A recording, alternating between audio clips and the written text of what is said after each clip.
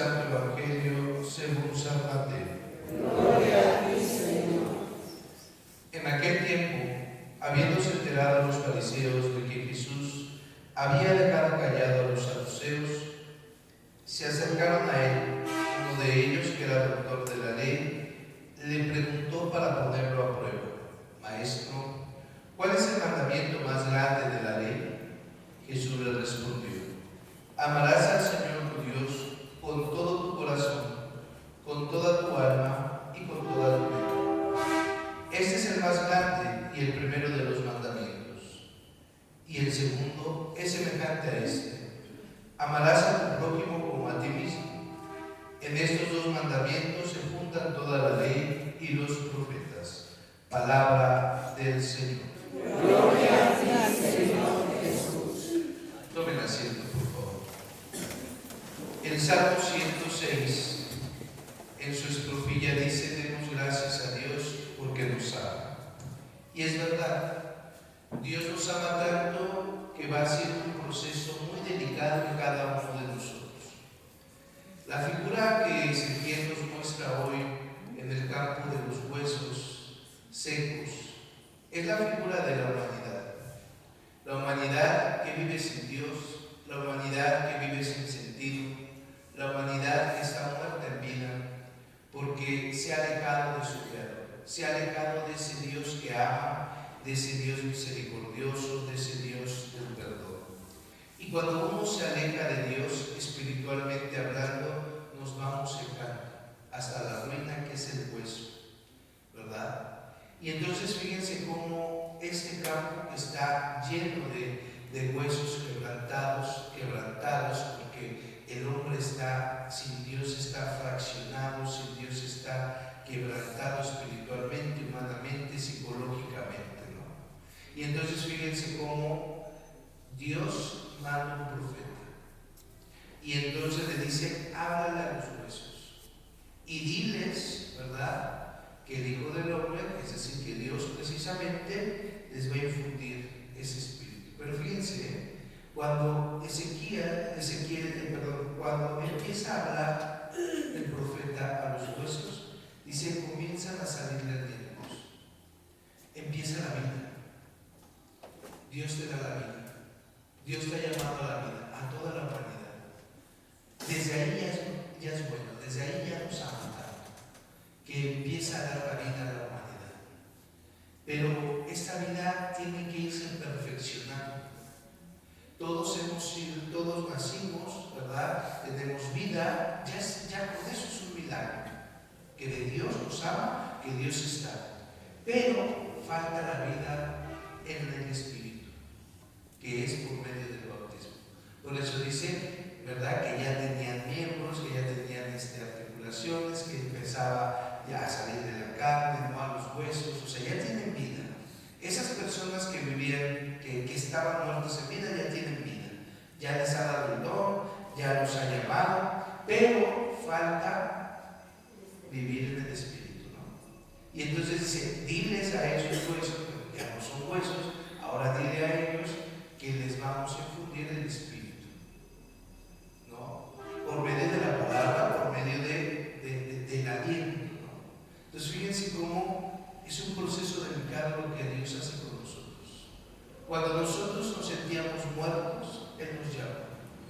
Ustedes, cada uno de ustedes, tanto como yo, hemos experimentado momentos de oscuridad total, de sinsentido, donde pareciera que ya no tenemos salida, donde para nosotros ya no somos nada, porque no vamos a cambiar, porque no tenemos remedio. Es decir, estamos muertos en vida.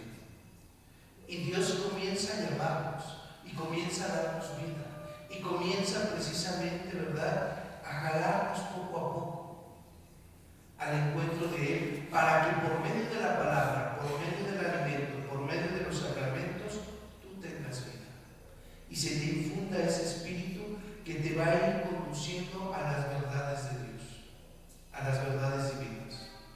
Y entonces esto nos debe de llevar a nosotros a sentirnos amados, a sentirnos respetados, a sentirnos dignificados, porque Dios nos ha mirado con benevolencia a cada uno de ustedes. Son una creación perfecta que la ha ido moldeando, que la ha ido lijando, ¿no? Cuando vienen las tribulaciones, Dios te lija, Dios te sacude, porque quiere algo mejor para ti, ¿no? Eres un proceso divino. Tú eres un proceso divino. Y por tanto, ¿qué tenemos que hacer nosotros? Respetar ese proceso divino. ¿Qué tenemos que hacer nosotros?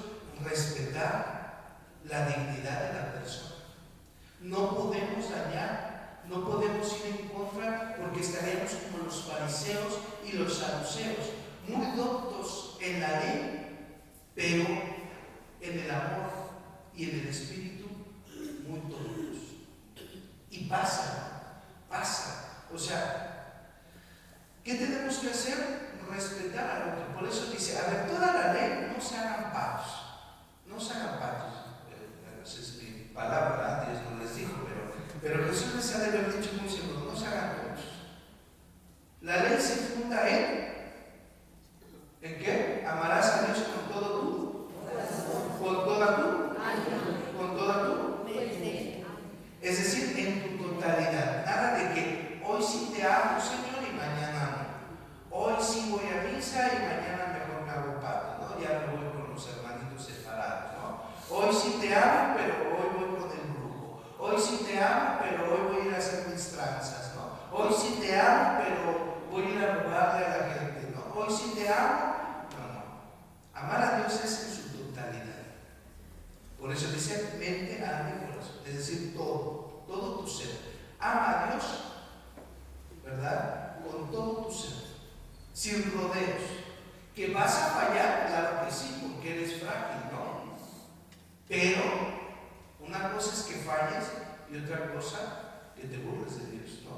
Es decir, puedes fallar, pero amar a Dios. Ama a Dios incluso en tu debilidad, incluso en tu podredumbre. Di, yo amo a Dios. Y no solamente decirle lo amo, sino expresarlo desde el interior. Tener ese amor profundo por Dios. Y dice, y el otro es amar a tu prójimo. Amar a tu prójimo. Si tú no amas a tu prójimo, estás mintiendo. ¿Sí? Si tú no amas a tu prójimo, pues no eres católico, no amas a Dios. No. Es que padre me cae bien gorda. Pues ámala, sí, te va a caer gorda, pero ámala. Es decir, tienes que amar a tu prójimo. Porque ¿de qué te sirve estar Señor, si eres un agresor de tu hermano?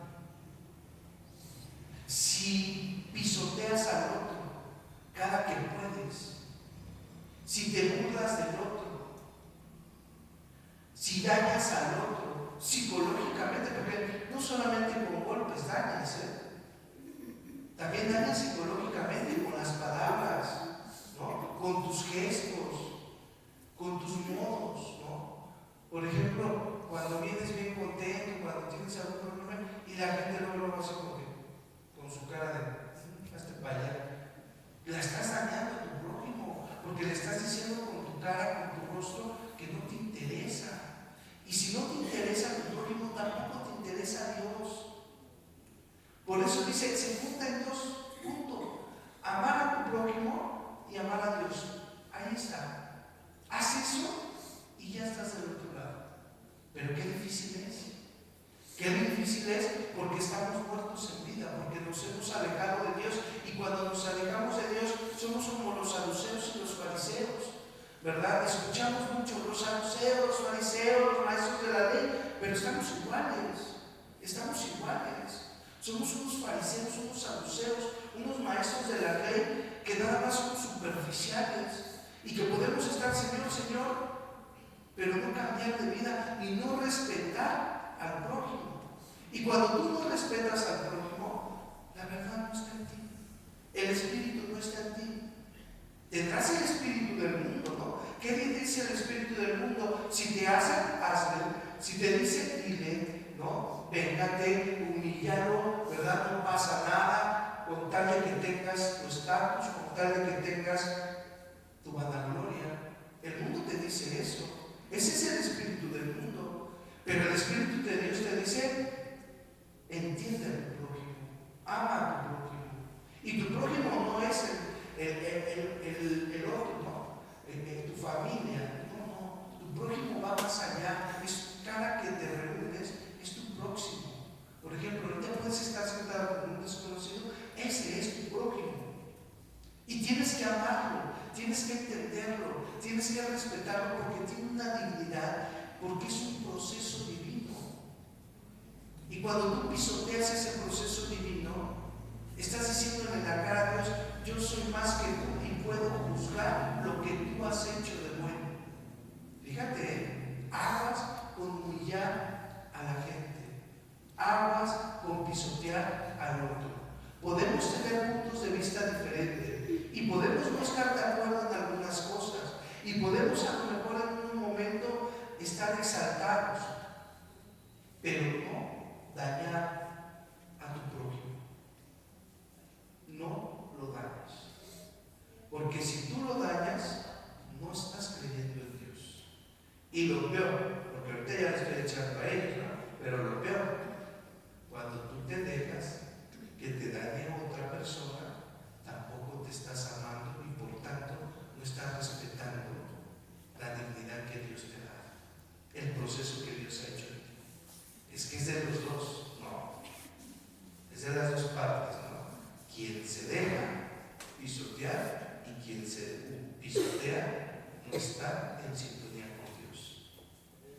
Ay, Padre, pero es que yo soy el víctima. No, estoy hablando así como muy general, con sus frases ahora que sacan de la lengua española. No, yo soy la víctima, es la víctima, no el víctimo, porque voy a andar con todo eso. La víctima, ¿no? Y dice: ay, no, es que nadie me quiere, es que yo soy. No.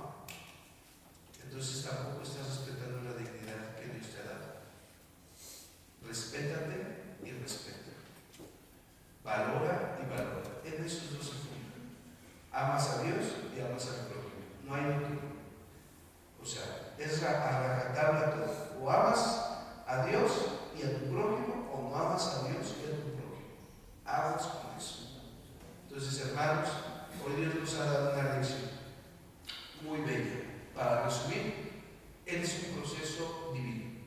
Que Dios te ha dado la vida, que Dios te ha llamado al bautismo, que Dios te ha llamado al acercamiento de esta familia bella y que Dios te ha dado la dignidad.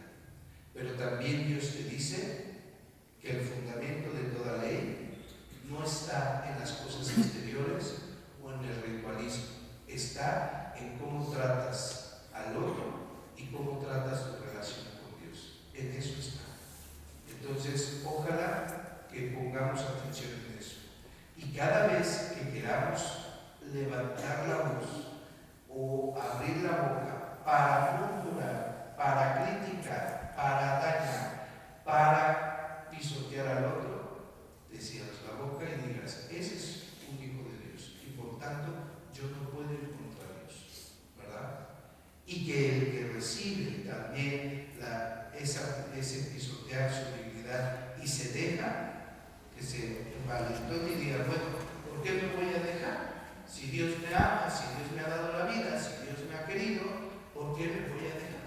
¿Que el otro o que la otra me pisotee? Pues no, porque soy un hijo de Dios y merezco dignidad, ¿sí o no? Tampoco te estoy diciendo con esto que te desgreñes al otro, no, que simplemente reconozcas que tienes dignidad y que no te dejes pisotear, porque Dios ha hecho cosas grandes en ti, que así sea.